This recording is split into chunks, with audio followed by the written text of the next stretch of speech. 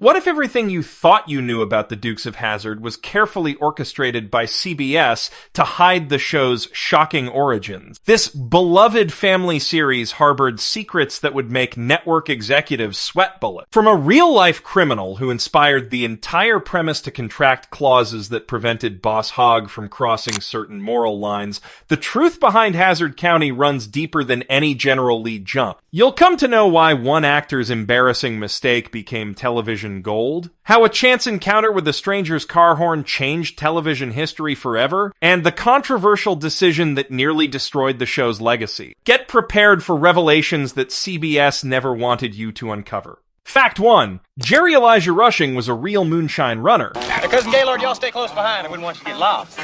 You know, if we did get lost, I sure wouldn't mind. The inspiration for the Dukes of Hazzard came from real life. Jerry Elijah Rushing was an actual moonshine runner from North Carolina. He started his illegal career at just 12 years old. Rushing drove a modified 1958 Chrysler 300D. He named his car Traveler after Robert E. Lee's famous horse. His daring exploits with family members became legendary. These real-life adventures would eventually inspire television history. Rushing's story proved that truth was stranger than fiction. His early start in moonshining showed the desperation of rural families. The connection to Confederate history was already present. This real foundation gave the show authentic Southern flavor. CBS probably preferred viewers not know their family show had criminal origin. Fact 2. Moonrunners, 1975, was the direct predecessor. He's got any problems? I sure ain't seen him yet. Before the Duke boys hit television, there was Moonrunners. This 1975 B-movie was written and directed by G.Y. Waldron. The film directly drew inspiration from Jerry Rushing's real exploits. Waldron later reworked this movie into the Dukes of Hazzard television series. The transition from film to television required significant changes. Characters were softened for family audiences. The criminal elements were made more comedic. CBS wanted wholesome entertainment, not gritty crime drama. Moonrunners featured more adult themes and violence. The television adaptation sanitized these elements considerably. This transformation showed how network television operated. CBS executives likely downplayed the show's criminal movie origins. The connection revealed the show's surprisingly dark foundation. Fact 3. Jerry Rushing appeared as a guest character. Oh, sir, this is your third cousin from London, England. The real moonshine runner got his moment on screen. Jerry Rushing appeared in the episode Repo Men during season 1. He played Ace Parker, a crooked used car salesman. This was a perfect casting choice given his background. The character was a one-time guest appearance only. Rushing brought authentic criminal energy to the role. His performance added genuine Southern flavor. CBS probably didn't advertise this casting decision heavily. Having a real criminal on their family show created complications. The appearance was a nod to the show's origins. Rushing's presence connected fiction to reality. His brief role honored the man who inspired everything. This casting choice showed the creators' appreciation for their source material. Fact 4. The show had a 6-year television run. I always said you was the best shot in the family. The Dukes of Hazzard aired from the 26th of January, 1979 to the 8th of February, 1985. The series featured Bo and Luke Duke as the main characters. They drove their famous Dodge Charger, the General Lee. 6 years represented significant success for the network. The show survived multiple cast changes and controversies. CBS initially worried about the show's Southern stereotypes. The long run proved audiences loved the formula. Each episode featured car chases and family values. The consistent format kept viewers returning weekly. CBS benefited enormously from merchandising deals. The extended run created a cultural phenomenon. The show's longevity surprised many network executives. CBS had stumbled onto a massive hit almost accidentally. Fact 5. Tom Wopat's hood slide was completely accidental. One of television's most iconic stunts happened by mistake. Tom Wopat was attempting a different stunt entirely. He slipped during a jump and grabbed the car's antenna. This accident created the famous hood slide maneuver. The producers loved the unplanned moment immediately. They decided to incorporate it into future episodes. The hood slide became a signature Duke Boys move. Fans expected to see it in every episode. CBS marketing heavily promoted this signature stunt. The accident demonstrated the actor's athletic abilities. It also showed the show's improvisational spirit. Tom Wopat turned embarrassment into television gold. The hood slide became more popular than planned stunts. This happy accident helped define the series' action sequences. Fact 6. The General Lee required extensive modifications. Hazzard County becomes a racer's dream, but for Cale Yarborough, it could be a turbocharged nightmare. The General Lee wasn't just any 1969 Dodge Charger. It was heavily modified for television stunt work. Mechanics installed heavy-duty suspension systems throughout. The doors were welded shut for safety reasons. Roll cages protected actors during dangerous sequences. Multiple other stunt-specific upgrades were added regularly. Each car cost thousands of dollars to prepare. CBS spent enormous amounts on vehicle modifications. The cars needed constant maintenance and replacement. Professional stunt drivers performed the dangerous sequence. The modifications made normal driving nearly impossible. These cars existed solely for television production. The extensive work showed CBS's commitment to spectacle. The modifications created television's most famous car. The investment paid off in viewer excitement and merchandising. Fact 7. The Charger's design created jumping problems. The 1969 Dodge Charger had a fatal flaw for stunt work. Its design made it extremely front-heavy during jumps. This weight distribution caused dangerous nosedives on landing. The cars frequently suffered extensive front-end damage. Suspension systems took tremendous punishment from improper landings. CBS faced mounting repair and replacement costs. The nosedive problem threatened actor safety regularly. Stunt coordinators had to develop creative solutions quickly. The design flaw wasn't immediately apparent to producers. They discovered the problem during early filming. The Charger's muscle car appearance trumped practical consideration. CBS prioritized visual appeal over stunt practicality. The front-heavy design became an ongoing production challenge. This flaw contributed to the enormous car destruction rate. Fact 8. Ballast solved the nosedive problem. Creative solutions emerged for the Charger's jumping difficulties. Stunt teams added ballast to the car's trunk area. Sandbags and weight boxes shifted the center of gravity. This modification helped achieve rear-first landings consistently. The ballast solution reduced front-end damage significantly. CBS saved money on repairs and replacements. The weight adjustment became standard procedure for all cars. Stunt coordinators perfected the ballast placement over time. Different jumps required different weight configurations. The solution wasn't perfect, but improved safety considerably. Actors appreciated the reduced impact on landing. The ballast trick became an industry standard later. CBS kept this technical solution relatively quiet. The network preferred viewers focus on the spectacle. This behind-the-scenes engineering made the show possible. Fact 9. Time slot changes affected content ratings. Well, ain't you the handsomest hunk of man in that there uniform you're wearing? Sue-Ann. The Dukes of Hazzard started with mature content. The first episodes aired at 9 p.m. for adult audiences. This later time slot allowed slightly edgier content. CBS then moved the show to 8 p.m. permanently. The earlier time slot required family-friendly content adjustments. Adult themes were toned down or eliminated entirely. Violence became more cartoonish and less realistic. Sexual innuendo was removed from storylines completely. The time slot change broadened the audience significantly. CBS gained younger viewers but lost some adults. The family-friendly approach ultimately proved more profitable. Merchandising opportunities expanded with younger audiences. The content changes sanitized the show's rebellious edge. CBS prioritized profits over artistic integrity. The shift reflected network television's conservative approach. Fact 10. Daisy Dukes created a fashion phenomenon. What happens when a girl marries a duke?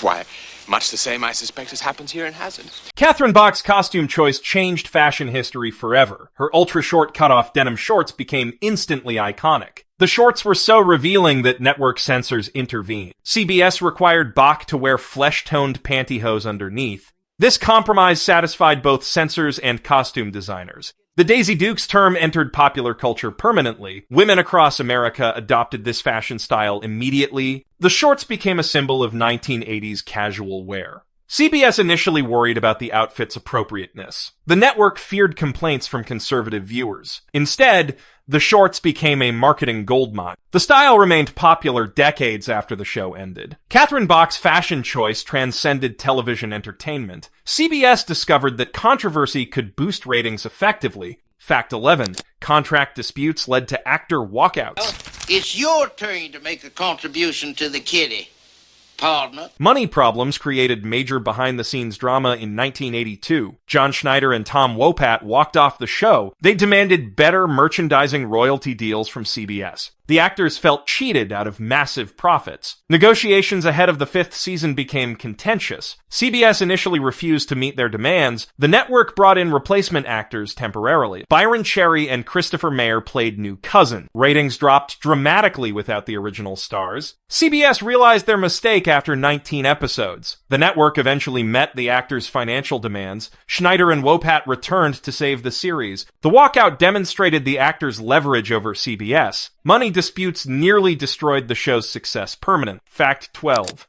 Denver Pile brought Western authenticity. Here's now, it could have built up to, well, $30,000. Oh, good grief.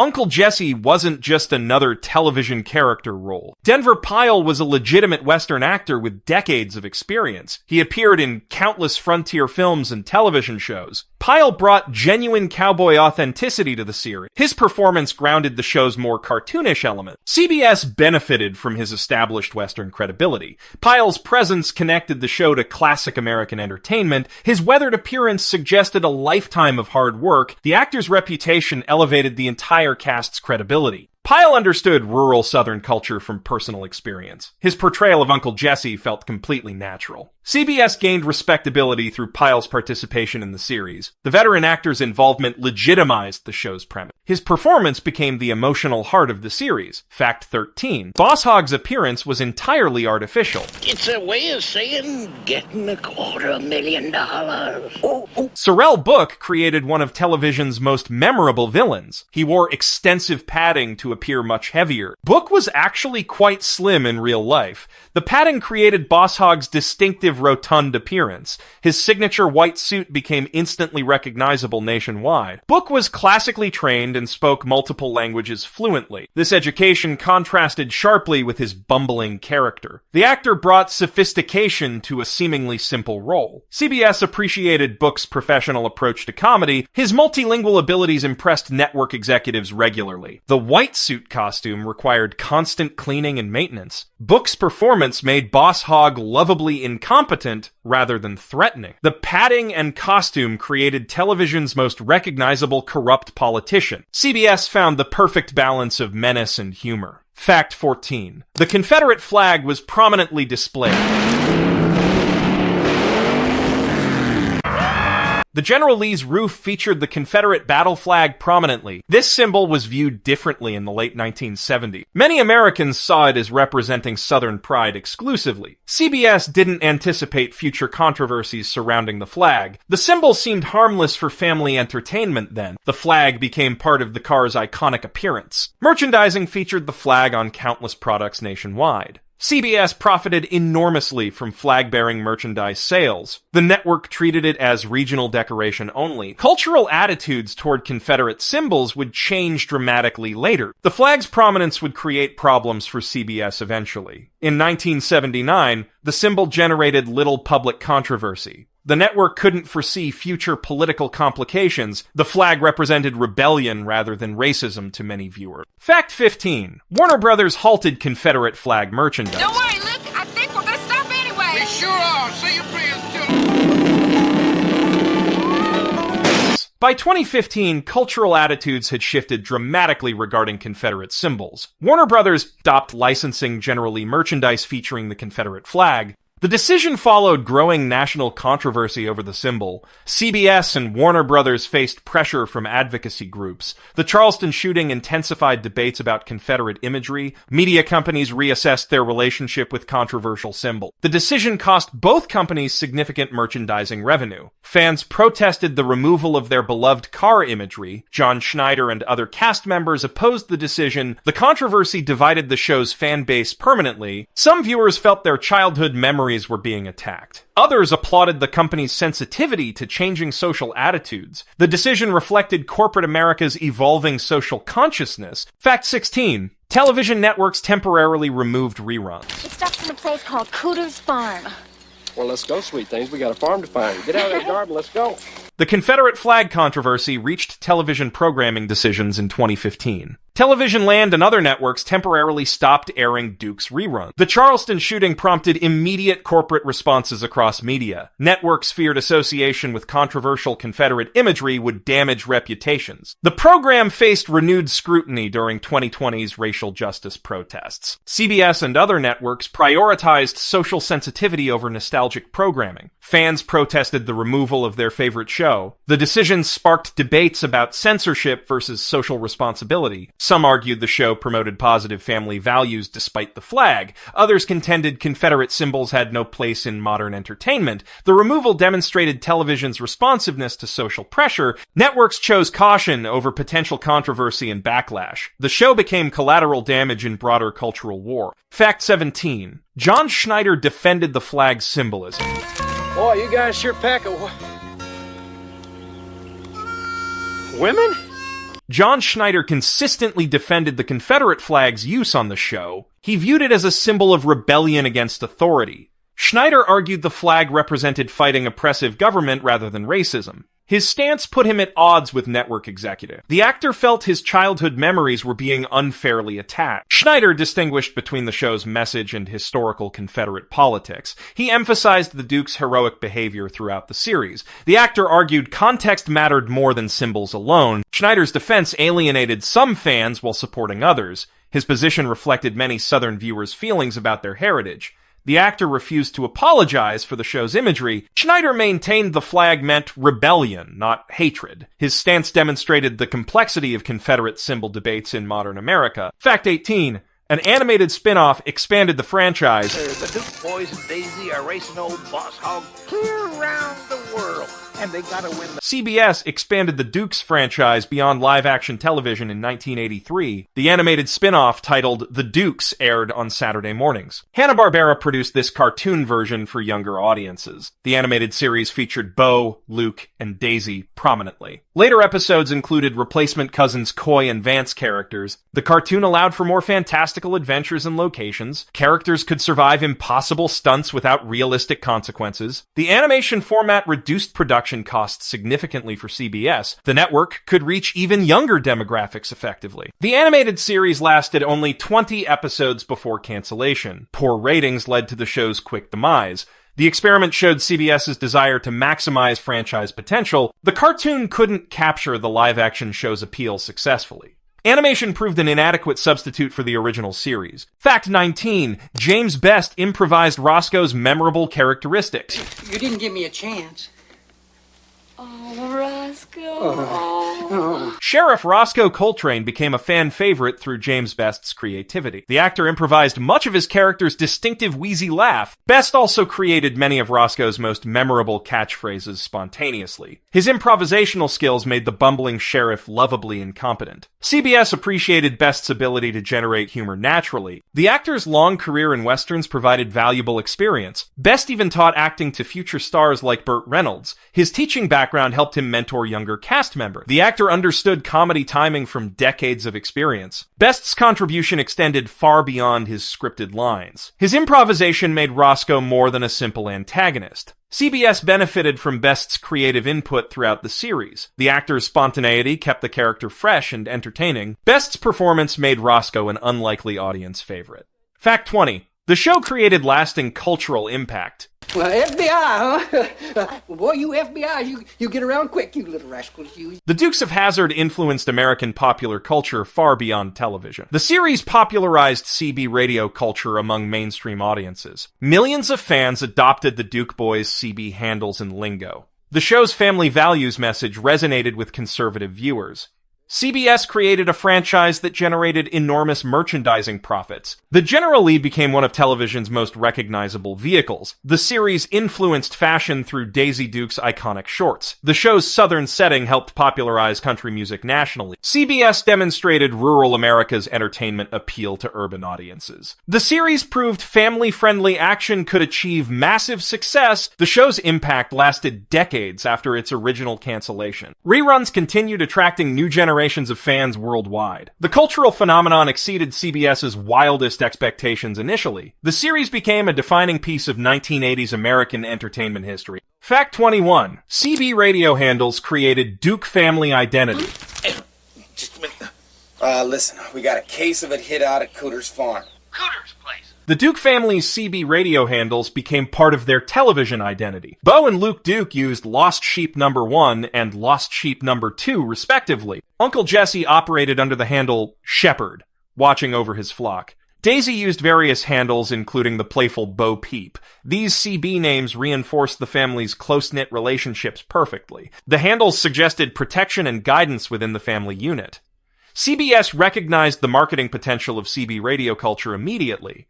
Millions of Americans adopted similar CB communication systems after watching. The show helped popularize CB radio slang nationwide during the early 1980s. Truckers and rural Americans felt represented by authentic CB usage. The handles became merchandise opportunities for toy and electronics companies. CBS didn't anticipate how deeply CB culture would penetrate mainstream America. The Duke family's radio communication became a cultural phenomenon beyond television entertainment. Fact 22. Waylon Jennings provided dual show contributions.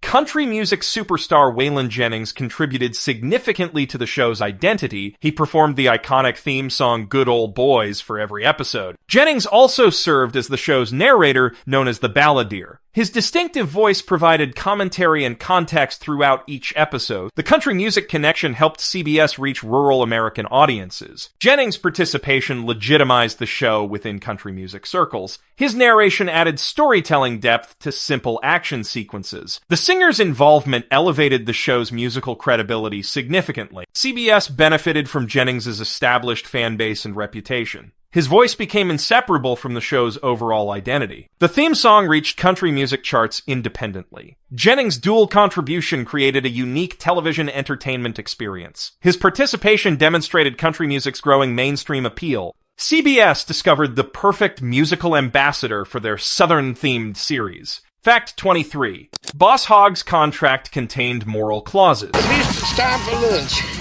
Hey, fella.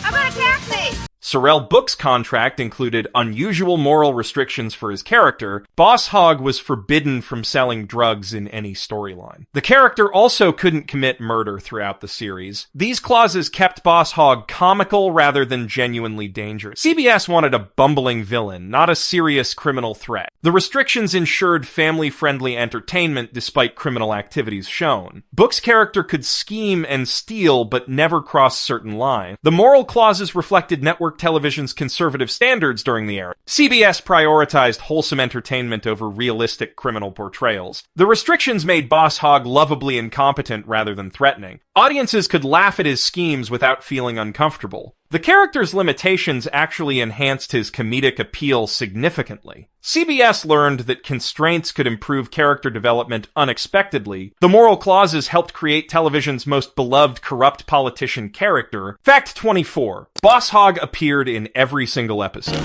I swear he looks better, don't he? Boss Hogg achieved perfect attendance throughout the entire series run. He appeared in every single episode wearing his signature white suit. This consistency made him the show's most reliable character presence. CBS recognized Boss Hogg's importance to the show's formula early. His white suit and hat became instantly recognizable nationwide. The character provided necessary conflict for every episode's storyline. Sorrel Book's padding created the distinctive rotund appearance consistently. The white costume required extensive cleaning and maintenance throughout filming. CBS invested heavily in maintaining Boss Hogg's visual consistency. His appearance in every episode demonstrated the character's central importance. The white suit became a merchandising goldmine for the net. Boss Hogg's reliability anchored the show's comedic elements effectively. CBS found their perfect recurring villain through Book's committed performance. The character's omnipresence helped define the series' identity completely. Fact 25. The General Lee's doors were permanently welded shut. Excuse me, Colonel. Take off.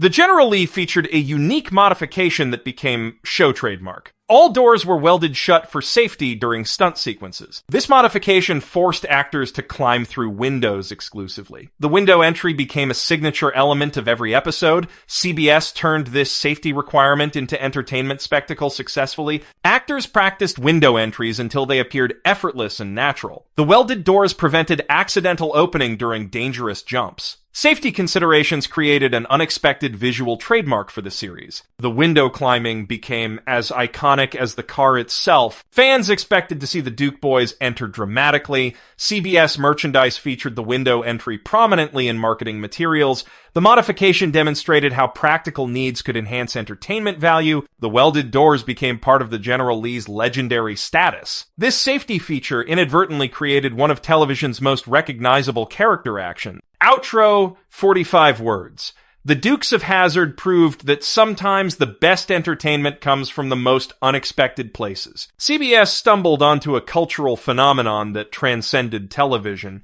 creating lasting impacts on fashion, music, and American pop culture. These hidden truths reveal how one show's rebellious spirit captured hearts across generations.